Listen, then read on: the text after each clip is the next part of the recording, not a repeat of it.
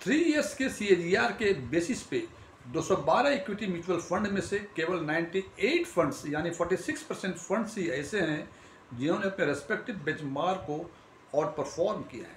और इस रेस में सबसे आगे हैं वैल्यू फंड कैटेगरीज के फंड और सबसे पीछे हैं मिड कैप सेगमेंट्स के फंड्स। आज हम चर्चा करेंगे इसी बात पे पिछले 3 साल के CAGR के बेसिस पर किस सेगमेंट में कितने परसेंट फंड्स ने अपने रेस्पेक्टिव बेंचमार्क को आउट परफॉर्म किया है और हर एक सेगमेंट में सबसे बेहतर कौन सा फंड है, यानी 3 ईयर CAGR के बेसिस पे सबसे आगे कौन से फंड हैं।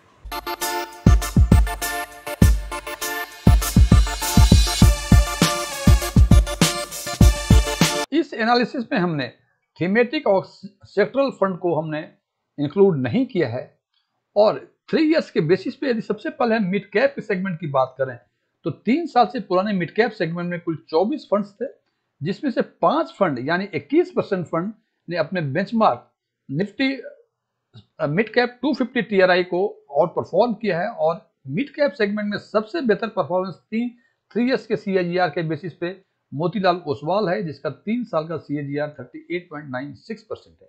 अब यदि बात करते हैं स्मॉल कैप की, स्मॉल कैप में 3 साल से पुराने केवल 3 फंड हैं। उन 3 फंड्स में से केवल 6 फंड यानी 26% फंड्स ने अपने benchmark Nifty small cap 250 TRI को आउट परफॉर्म किया है। और स्मॉल कैप सेगमेंट में 3 इयर्स का CAGR सबसे बेहतरीन है क्वांट स्मॉल कैप फंड्स का, जिनका 3 साल का CAGR 34.87% है। तीसरा सेगमेंट लिया है हमने फ्लेक्सी कैप, जिनका 3 साल पुराना केवल 26 फंड है। उस 26 फंड में से 8 फंड यानी 31% फंड ने अपने बेंचमार्क को आउट परफॉर्म किया है। और इस सेगमेंट में सबसे बेहतरीन performance JM flexi cap fund का है, जिनका 3 इयर्स का CAGR 31.45% है। चौथा सेगमेंट है large and mid cap. Large and mid cap segment में 3 साल से पुराने केवल 27 फंड हैं, जिनमें से 8 फंड यानी 30% फंड ने अपने बेंचमार्क को आउट परफॉर्म किया है 3 इयर्स के CAGR के बेसिस पे। और इस सेगमेंट में सबसे बेहतरीन परफॉर्मेंस क्वांट का लार्ज एंड मिड कैप है, जिनका 3 इयर्स का CAGR 30.80% है। अगला सेगमेंट है फोकस फंड। हालांकि फोकस फंड के बारे में बता दूं, कुछ एनालिस्ट फोकस्ड और फ्लेक्सी कैप फंड्स को एक ही सेगमेंट में रखते हैं, हालांकि मैंने इसको अलग अलग किया है।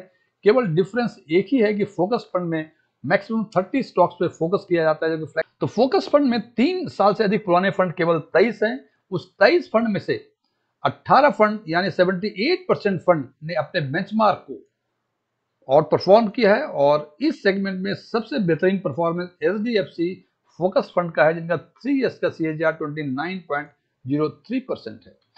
इसके बाद बात करते हैं लार्ज कैप फंड की।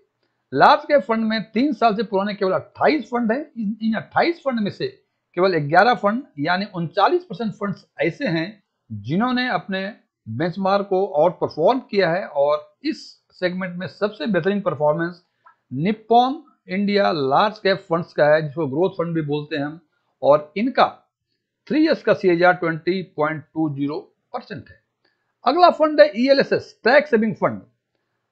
36 फंड ऐसे हैं जो 3 साल से अधिक पुराने हैं। 36 फंड में से 18 फंड ऐसे हैं यानी 50% फंड्स ऐसे हैं जिन्होंने अपने बेंचमार्क को आउट परफॉर्म किया है। और सबसे बेहतरीन performance SBI long term equity funds का है, जो कि ELSS फंड है। इनका 3 इयर्स का CAGR 29.06% है। मल्टी कैप फंड काफी नया फंड है। 3 साल से पुराने केवल 9 फंड है,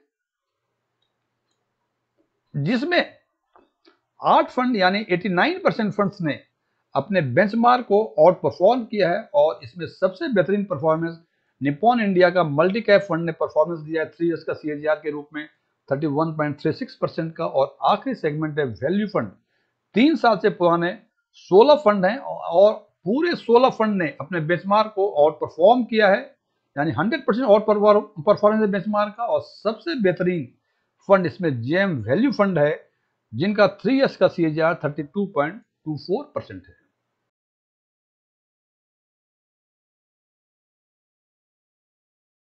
अब यदि इस डेटा को एक साथ देखते हैं तो एक चीज हम पाते हैं कि सबसे बेहतरीन परफॉर्मेंस परसेंटेज वाइज के हिसाब से सबसे पहला परफॉर्मेंस वैल्यू फंड का है, जिनका परफॉर्मेंस 100% है आउट परफॉर्मेंस का with the respective benchmark. Multi cap fund का परफॉर्मेंस 89% है और फोकस फंड का 78% है। अब बाकी जो भी फंड्स हैं उसके बाद सबसे अधिक ईएलएसएस का 50% है और बाकी जितने भी सेगमेंट्स हैं सबका आउट परफॉर्मेंस जो है यदि हम कंपेयर करते हैं उसके बेंचमार्क से तो 50% से नीचे का है।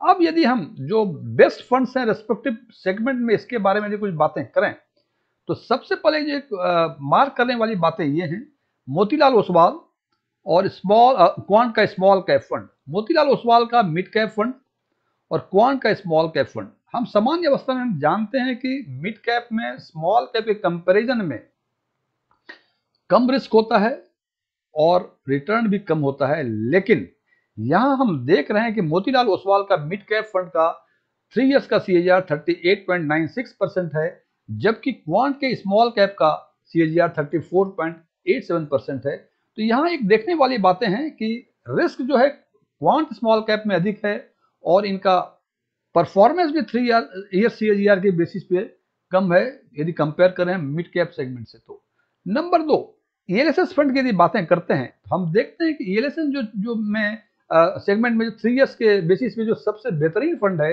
वो एसबीआई का लॉन्ग टर्म इक्विटी फंड है, जिसका 29.06% CAGR है 3 इयर्स का। ईएलएसएस ये केवल CAGR की बातें कर रहे हैं, लेकिन यदि आप ओल्ड टैक्स रेजिम को ऑप्ट कर रहे हैं जहां की आपको 1,50,000 का अंडर सेक्शन 80C डिडक्शन की सुविधा होंगी तो ये परफॉर्मेंस शायद 30% प्लस में हो पाएगा यदि उस डिडक्शन को इनकॉर्पोरेट को करें तो। हालांकि अब डिस्करेज किया जा रहा है ओल्ड टैक्स रेजिम को, तो हम मानते हैं कि आप शायद अब ओल्ड टैक्स रेजिम को ऑप्ट नहीं करेंगे और न्यू टैक्स रेजिम में ही रहेंगे। इसका मतलब ये सीधा 29.06% का ही CAGR 3 इयर्स के बेसिस पर है। अब यदि 29.06 के CAGR को यदि कंपेयर करें तो ये जो फंड है ये लार्ज कैप से फोकस्ड फंड से इन दोनों फंड से अधिक है। जनाब यदि कोई ऐसा इन्वेस्टर जो ATC का डिडक्शंस ले रहा हो तो उस हिसाब से लगता है कि लार्ज कैप और फोकस फंड से ईएलएसएस फंड काफी बेहतर है। हालांकि इसमें कौन सा फंड बेहतर है, कौन सा सेगमेंट बेहतर है, क्योंकि ये डेटा केवल 3 ईयर CAGR के बेसिस पे है, तो ये निश्चित है कि केवल एक्सक्लूसिवली केवल इस डाटा के बेसिस पर ही अच्छे फंड को शॉर्टलिस्ट नहीं कर सकते, सिलेक्ट नहीं कर सकते आप। लेकिन एक नजर में लगता है कि Motilal Oswal mid cap fund का परफॉर्मेंस 3 ईयर CAGR के बेसिस पे काफी बेहतर है, क्योंकि उसमें स्मॉल कैप के कंपेरिजन में थोड़ा सा कम रिस्क है। हालांकि वैल्यू फंड इनका 32.24% है, इसमें रिस्क काफी अधिक होते हैं। हालांकि 100% का इनका परफॉर्मेंस है, लेकिन वैल्यू फंड में थोड़ा सा रिस्क कुछ अधिक होता है। तो यदि हमें कुछ प्रीफर करने कहा जाए तो मैं आज के दिन में Motilal Oswal mid cap fund को शॉर्टलिस्ट करूंगा for 10 to 15 years time horizon.